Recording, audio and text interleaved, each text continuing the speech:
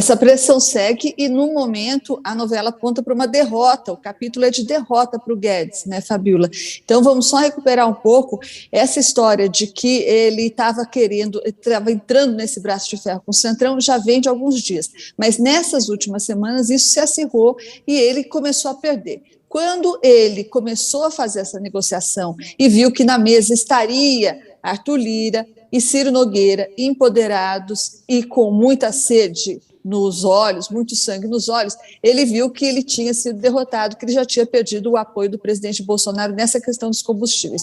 Como disse uma fonte do Centrão, o Paulo Guedes entrou na sala achando que estava em Chicago e saiu da sala entendendo que estava em Brasília. Ou seja, com isso a fonte quis dizer que o pragmatismo venceu. O Paulo Guedes resistiu muito a essa medida que, como disse a Carla, tende a ser inócua por vários motivos, mas acabou cedendo por força do Centrão, que a gente sabe nada mais é do que o sindicato dos políticos, né? O Centrão é como se fosse um sindicato dos políticos. O sindicato dos políticos derrotou o Guedes nessa questão dos combustíveis. Eu queria chamar a atenção, Fabiola, para essa marca do improviso que cercou toda essa encenação, essa apresentação dessa suposta medida aí para baixar o preço dos combustíveis, né? Como a gente viu, a Carla já adiantou a descrição das reuniões, aquela correria toda, e isso se deu por quê? Porque na quarta-feira o presidente Bolsonaro viaja para os Estados Unidos. Na mesma quarta-feira, o ministro Paulo Guedes, juntamente com o ministro da Casa Civil, Ciro Nogueira,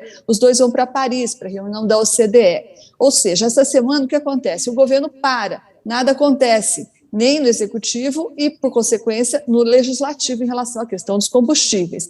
E tudo que o Bolsonaro não quer é que essa questão fique sendo adiada. Então, ele determinou que essa questão teria que ser resolvida antes das viagens de todo mundo. Por isso essa correria, por isso esse improviso que marcou, inclusive, o momento da apresentação. Ficou lá o presidente sozinho numa mesa e esperando chegar o Lira e chegar o Pacheco.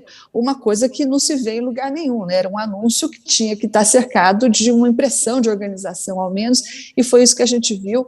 E mais ainda, pior ainda, todos os furos que estão contidos nessa proposta aí, evidentes, a começar desse chute, o Kennedy estava comentando aqui no início. Como é que o ministro da Economia diz que uma medida dessa vai custar entre 25 bilhões e 50 bilhões? É simplesmente 100%, né? Simplesmente o dobro. Então, digamos que o cálculo não está muito preciso. Ou seja, foi uma coisa marcada pelo improviso, pela pressa, e tende a ser inócua até onde a gente consegue enxergar, Fabiola.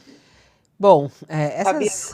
Fala, Carla, pode falar. Não, só um comentáriozinho, assim, um bastidorzinho para complementar. Ontem o presidente ligou para o Lira e para o Pacheco por volta das 5h30 da tarde, mais ou menos, convocando eles para o Planalto para essa reunião.